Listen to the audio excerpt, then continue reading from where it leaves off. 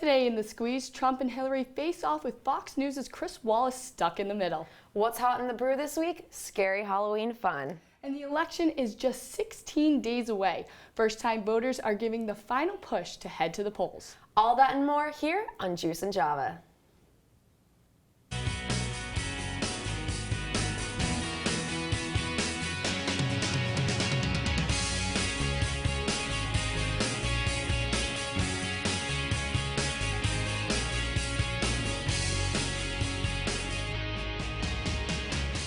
Good morning, thanks for joining us. I'm Rebekah Thornburg. And I'm Jamie Weiss. Let's check out our top stories and head over to the squeeze.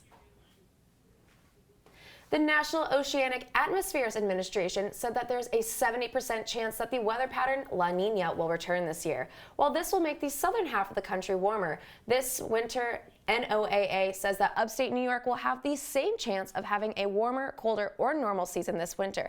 However, upstate New York climatologist Mark Weiss said that we will know which weather pattern will be come late November or December.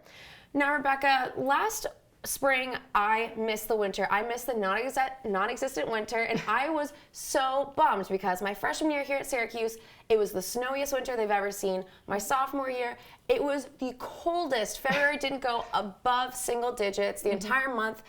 I don't know.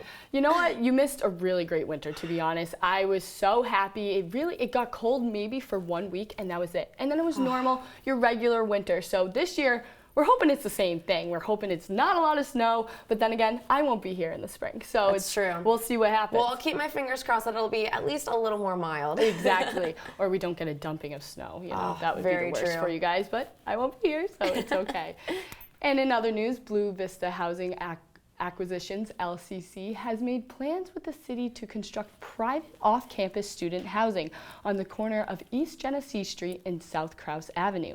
While the project would require the demolition of 3 buildings, it would have over 200 apartments with retail and parking on the ground floor.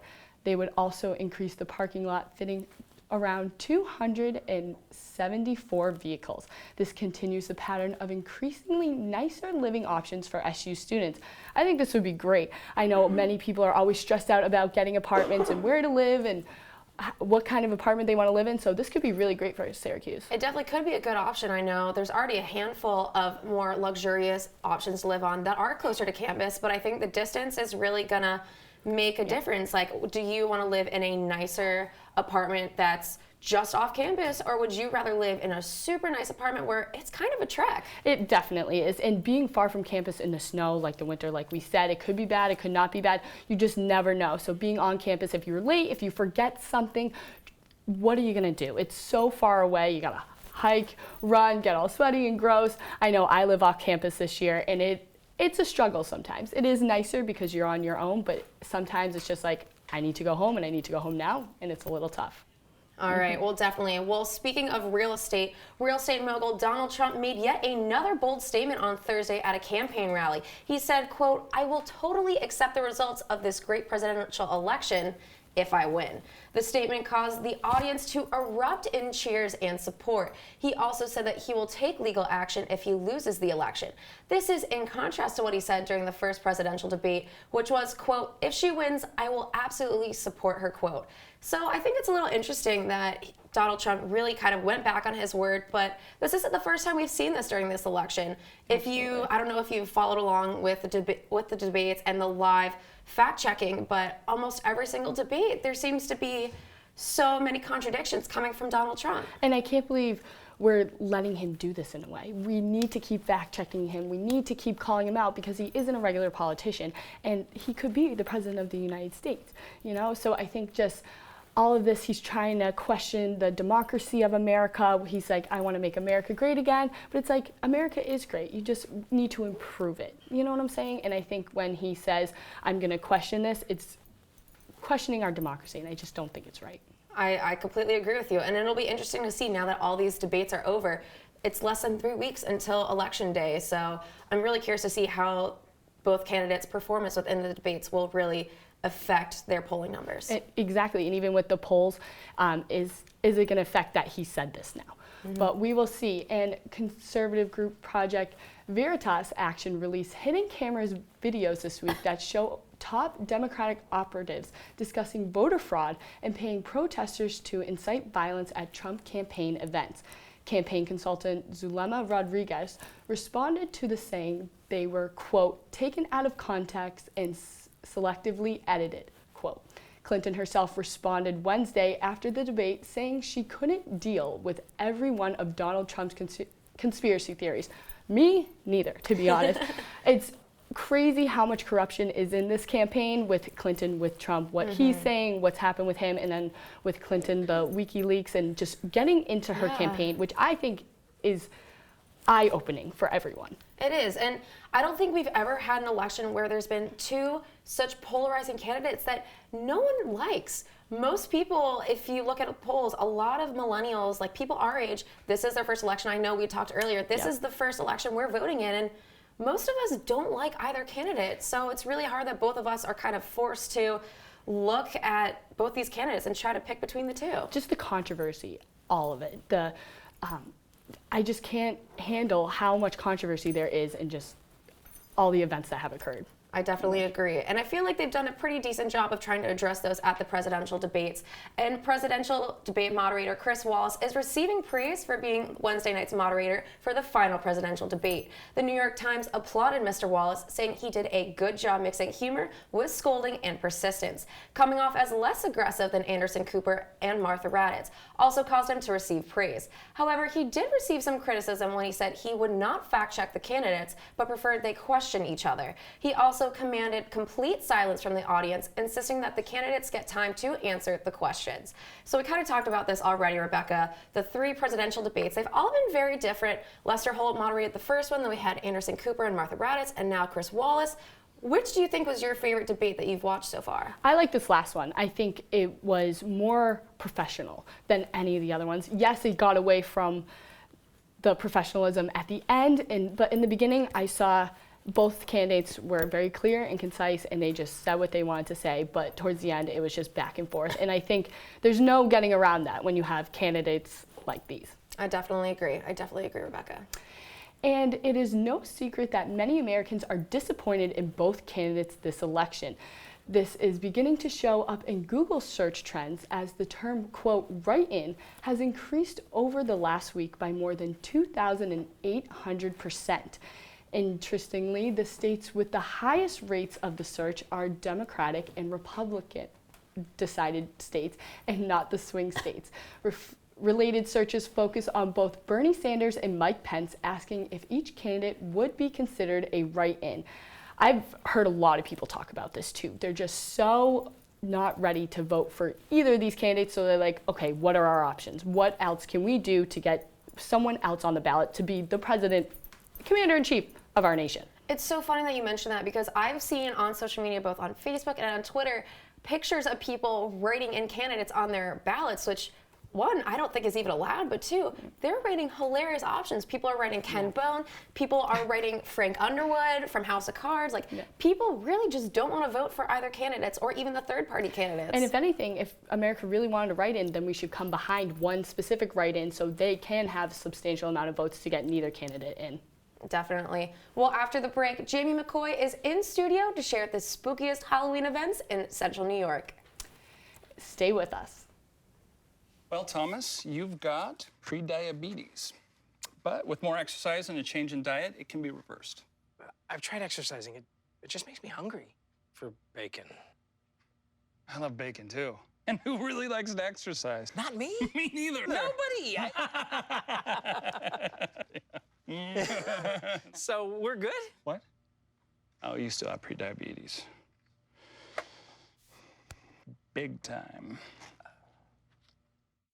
Here's your check.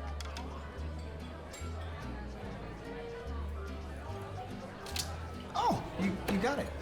You know, since I got rid of my car, I really enjoy walking. Okay. God, no. Getting pulled over for buzz driving could cost you around $10,000 in fines, legal fees, and increased insurance rates. Oh, you're home early. You live with your mom? That'll set your game back a few years. Buzzed, busted, and broke. Because buzz driving is drunk driving. Come on, it's not that hard. My big man fingers are having a problem with these little tiny buttons.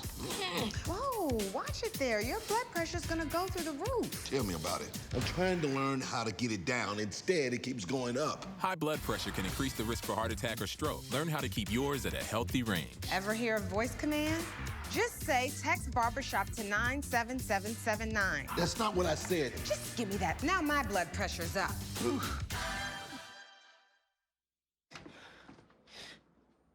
Your daughter just had her first breakup. Do you A, put yourself in her shoes?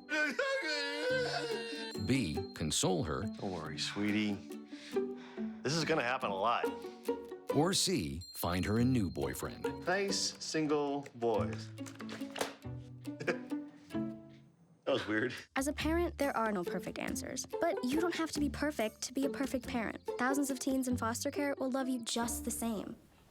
This time next week, candy store shelves will be empty with Halloween looming. To tell us which spooky events are the best in the area is Jamie McCoy. Jamie? For those of you still looking for fun activities to get involved with as Halloween weekend approaches, do not worry because we have you covered here on The Brew. Today, the Syracuse Roman Gifford Zoo will be transforming into a busting bash with humorous activities for kids, families, and friends between the hours of 10 a.m. and 3 o'clock p.m. The zoo is inviting all locals and students down for some Halloween fun in the daytime sun, and an opportunity to come out and trick-or-treat with animals is also available. Admissions is only $8 per person, plus zoo admissions with all members receiving a discount.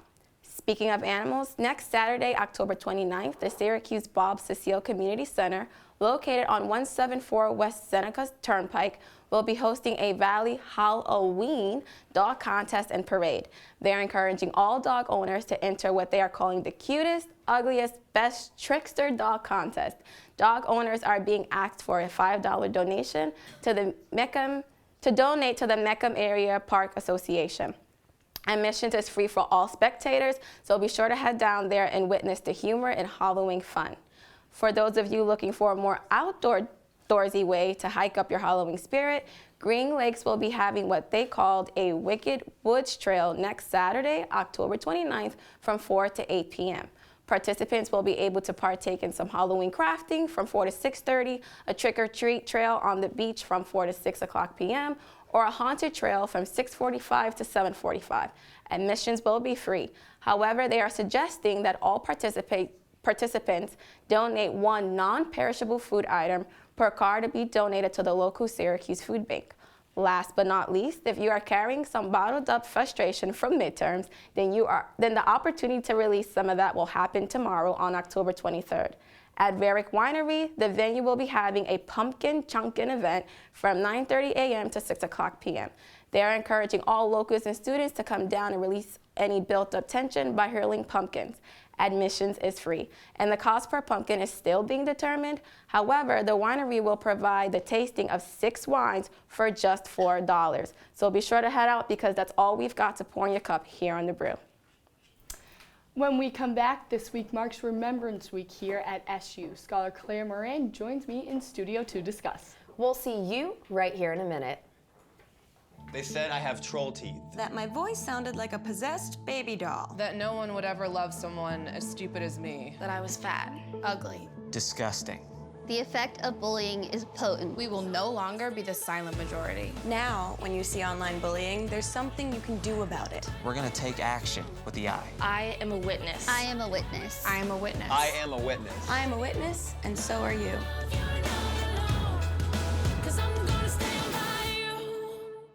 Every time I hear the alarm bell go off in school, I think it's an air raid. A lot of houses in our neighborhood have been destroyed. I like to close my ears and sing songs whenever the bombs come close. I'm worried our new neighbors won't like us. But I know it's all gonna be worth it. I just want my family to be safe. But these are not my words. These are not my words. These are not my words.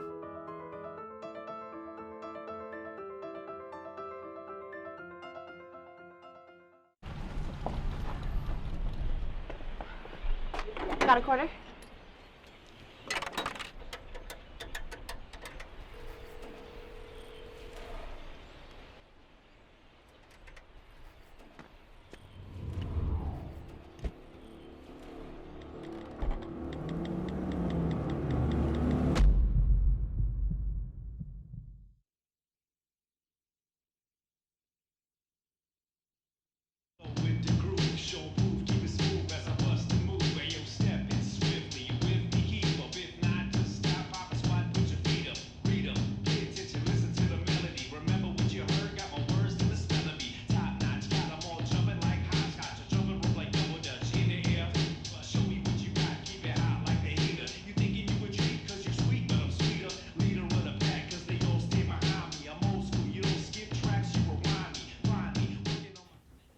Sunday marks the start to SU Remembrance Week, where 35 students represent the 35 Syracuse students killed in the Pan Am Flight 103. In honor of Gretchen Joyce Dater's memory is Claire Moran, who's joining me today. Hi Claire, how are you? Hi, I'm great. Thanks for having me. And what does the SU Remembrance Week mean to you? So, as you mentioned, we had 35 Syracuse University students die on a plane crash, a terrorist attack in 1988. And so for me, that's an event that's been a huge part of the Syracuse history and has had a huge impact on the campus and all the students that went here, even if they didn't know anyone. And so when I heard about it freshman year, it was something that I really wanted to be involved in because Syracuse is my school and I feel really special about it, and I can't even imagine what that would feel like if something like that happened today.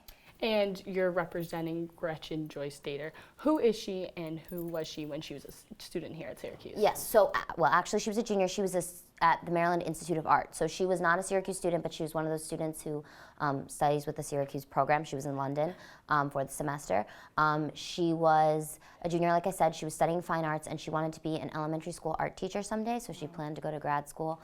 And I don't want to say fun fact, but the fact that I tell a lot of people about Gretchen is that she had a painting that was unfinished that they found in the wreckage of the flight that's now since been restored and put on display in all these different exhibitions. And I really think that's an example of how her life was put on hold in a tragic way. And how is the deceased remembered during this week? Yes, so we have a number of educational and service events. We also have our rose-laying ceremony, which is on Friday, and in that event, a bunch of the victims' families will come, and we as scholars say a little blurb about our victim, and then we lay a rose on the Wall of Remembrance outside Hall of Languages, and we all will wear these pins to remember them, and we pledge to look back and act forward in their memory.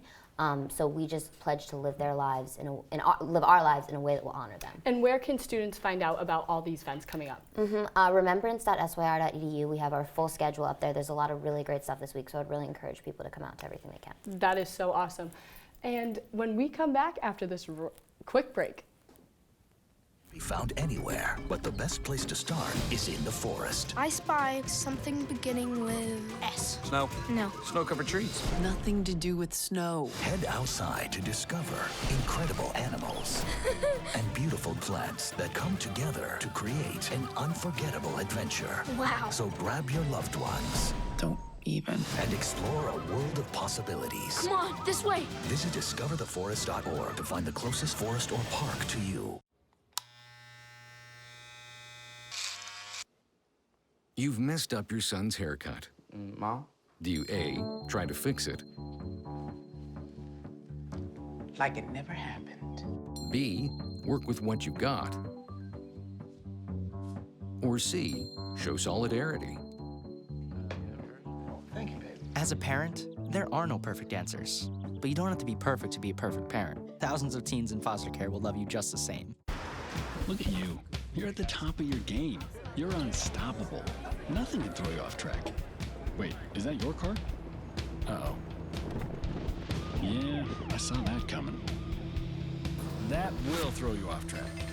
You're looking at around 10 grand in fines, legal fees, and increased insurance rates. Let's try this again. Smart move. Because buzz driving is drunk driving. Taking care of a family member can lead to plenty of questions. Fortunately, there's a place to get the answers, for them and for you. Find articles, tips, and tools from experts and others who have been in your place. The Caregiving Resource Center at aarp.org/caregiving. Thanks for sticking with us. With me now are Kayla Spector and Jeff Slawson to talk about their experiences abroad in New York and Los Angeles. Welcome to the show, guys. Thanks for having us. Thank you for having us. So, Syracuse University offers a ton of different abroad opportunities, but most people don't know that you can actually study abroad in Los Angeles and New York City. So I kind of want to find out about your guys' experience. So let's start. Why did you choose to go to Los Angeles, Kayla? Why did you choose to go to New York City, Jeff? So I went to LA because I wanted to have the experience of having a real life job, which they offer when you go to LA or New York. So the process is that you're required to get an internship while you're there, and you still take classes. And with a broadcast journalism major, I really wanted the entertainment industry experience, which you really get in LA. So that's why I decided to go. Awesome. I would agree, yeah. It's the idea that you get real-world experience that you wouldn't get anywhere else. And also, I've always loved the city of New York. I find the city of New York incredibly fascinating, so I want to see what it'd be like to live there. And getting that experience, working during the day, taking classes at night was invaluable to what I want to do and for furthering my career, I guess. Can you both kind of talk about what internship opportunities you had while your study abroad program went on? Yeah, so I actually interned at the Ellen DeGeneres show, which was an incredible opportunity. And even if I was anywhere else, I was with about 50 other Syracuse students, and we all had different internships, whether it was at TV shows or in the music industry, anything like that. And just all of the experiences are so incredible. You learn so much, and it's just really great. That's awesome. And I know being a broadcast student, you feel like you have to be on campus all the time, or if you're going to go abroad, you go to London, and there's not very much opportunity for you to do something. And I was at MSNBC Live with Kate Snow, and it was during what some would consider some of the most interesting political times that we've ever had. And it was amazing. I mean, being in 30 Rock was one of the coolest things and the greatest honor I've ever had. So to me, it was just a really great experience, and I got to do so many things. I got to meet Tom Brokaw and talk to him about life and being a journalist, and that was just unbelievably crazy and just amazing to have. Well, those are some incredible opportunities. What would you say to a student who's interested in applying? What's the application process like, and what advice do you have for people who want to go through these programs? You know, the application process is really easy. You pretty much just say why you're interested in either the entertainment industry or news or whatever you specifically want to do in those cities. And they pretty much accept everyone because you're wanting to get the experience that you can get and you want to get the most out of it. And I'd say if you're even remotely interested in working in news or entertainment, this is an amazing experience and you should definitely do it if you want to. I had a similar experience with how my application was fairly easy. A part that people don't realize is the application process is not just applying for the program. You need to get a job. So getting an internship is just as difficult as applying for the program itself. So when you have the internship and you're applying for the internship, you're really looking into, okay, what do I want, what don't I want, and you have to plan everything out ahead of time. And that's something that needs to be taken into consideration and takes quite a bit of time.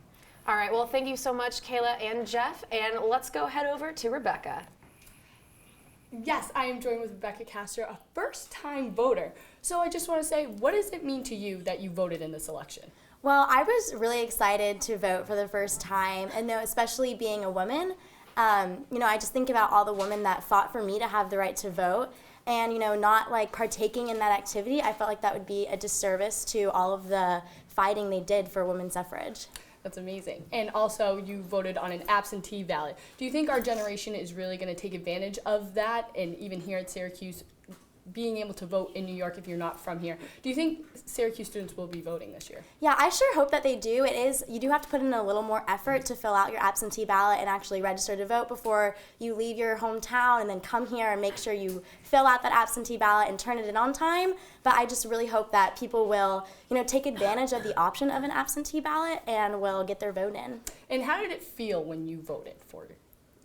It was exciting, to be able to fill out and bubble in my choice for President of the United States. And, I really do think that every vote counts, and I'm excited to see what happens on Election Day. Well, thank you so much for joining us today.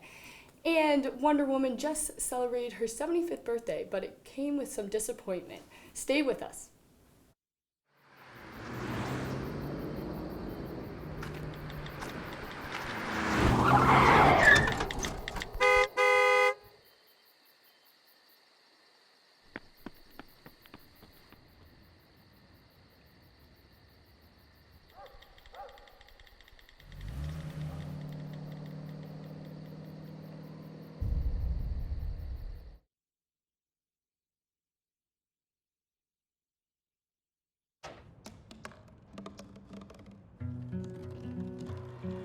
Todos tenemos un sueño.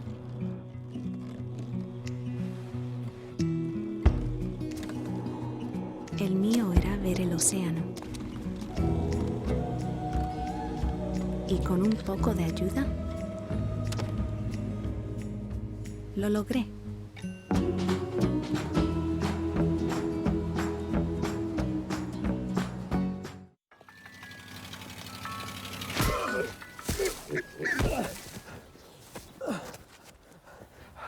So, same time next week?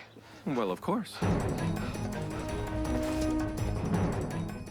There's one thing you can never have sex without. It's not something you buy. Or something you take. In fact, there's only one way to get it. It has to be given to you, freely. It's consent. Because sex without it isn't sex. It's rape. Consent. If you don't get it, you don't get it. It's on us to stop sexual assault. Learn how and take the pledge at itsonus.org. Welcome back to Juice and Java. Some interesting news out of the United Nations yesterday. The UN decided to honor Wonder Woman's 75th birthday by naming her its new honorary ambassador for the empowerment of women and girls, but not without some conflict. Some people opposed the choice, saying that the spot should have gone to a real and less sexualized woman. 50 UN staffers showed their opposition by standing with their backs to the stage at the final ceremony. That's right. Wonder Woman's image will be used by the UN on social media to promote women's empowerment on issues like gender-based violence. The social media push will be aimed at younger women and will use the hashtag #WithWonderWoman. I think this is kind of, I don't know how I feel about this, because I think Wonder Woman is a powerful woman. Yes, she's a little over-sexualized, but she still stands. She's with all male superheroes, and she's the only woman, and she kicks butt, you know? So, Rebekah, did you grow up watching like the Justice League and watching Wonder Woman like as a cartoon? Because I know I did. My little brother and I would watch them together. I actually haven't, but I've seen her everywhere. On toys, even like I remember buying a Pez dispenser with Wonder Woman, and I was just like, this is the first time I see a powerful superhero that's a woman, and I think that is just a great thing to have. Yes, it's controversial just because people like to stir up their own opinions and just to fight back on things, but I do think this will be good for the UN. I agree, and it's funny because I've actually seen a handful of Wonder Womans, like Supergirl, and like a ton of different Halloween costumes that do depict these great superheroes. Definitely, that is always a popular one, I feel like. Wonder Woman will never go out of style when it comes to Halloween, and you know what, she does empower women, so I think it's great, and yeah, the costumes can be very over-sexualized, but who she represents, I don't think she does represent something bad or negative towards women. I completely agree. Now, since Halloween is so close, have you started to decide what you're going to wear for Halloween and what your costume's going to be this year? Yes, I planned it out thoroughly this year. Last year, I was so last minute, so I was like, nope, not doing that. This year, I'm actually going to be a little punny. I'm going to be fantasy football. So I'm going to wear my Patriots jersey because I'm a huge Pats fan with some glitter and a Wizards hat, and we'll see if people actually get it. This is your intro. How about you? Oh, I love that. Well, I don't know. I didn't really know what I wanted to be for Halloween. I went shopping with my roommate yesterday and I saw a blonde wig and I decided I'm going to change it up and I'm going to dress as Barbie. So I wore a blonde wig and everything, and that's going to be my Halloween costume this year. That is so great. That is so great. Well, that's all we have for today's Juice and Java. Please stay with us and follow us on CitrusTV on Facebook, Twitter, and Instagram for the latest news. Tune in next week for your 30-minute scoop of the week's juiciest stories. For Juice and Java, I'm Jamie Weiss. And I'm Rebekah Thornburg. Stay dry this weekend, Syracuse.